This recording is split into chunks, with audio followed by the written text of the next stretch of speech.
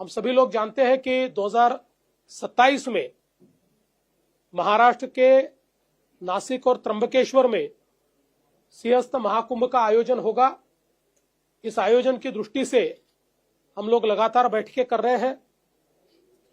नासिक में क्या करने की आवश्यकता है, इसका एक मास्टर प्लान हमने तैयार किया था, जिसको हमने पिछले ही समय मान्यता दी है। उसके काम भी हम चालू कर रहे हैं, जिसमें बड़े पैमाने पर यहाँ पर पानी साफ हो, इस दृष्टि से एसटीपी की व्यवस्था हो, रास्तों की व्यवस्था हो, ब्रिजेस की व्यवस्था हो, साधुग्राम की जो जगह है उसको अधिग्रहित करके वहां पर सारी व्यवस्थाएं खड़ी करनी हो। ये सारी व्यवस्थाएं हम लोग कर रहे हैं। साथ साथ त्र्यंबकेश्वर में भी, क्योंकि हम जानते हैं त्र्यंबकेश्वर ये हमारा एक बहुत महत्वपूर्ण ज्योतिर्लिंग है और ज्योतिर्लिंगों में भी इसकी जो इसका स्थान है वो बहुत ऊंचा माना जाता है। इसलिए त्र्यंबकेश्वर के विकास का भी हम लोगों ने प्रावधान किया है।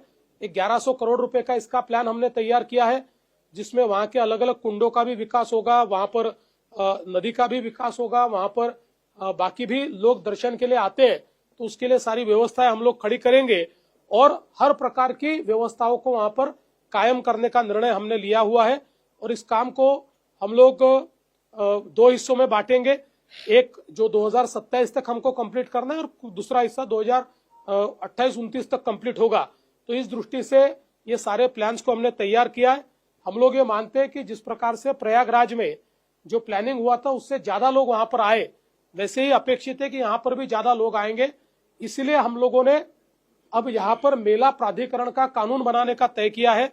वो कानून जल्दी हम लोग, अगर संभव होगा तो इसी असेंबली में हम लोग उसको लाना चाह रहे हैं या फिर उसके बाद हम लोग उसको करेंगे, ताकि प्रशासन की दृष्टि से सारे अधिकार मेला प्राधिकरण को हो और मेला प्राधिकरण इस कुंभ मेले को ठीक से आयोजित कर पाए।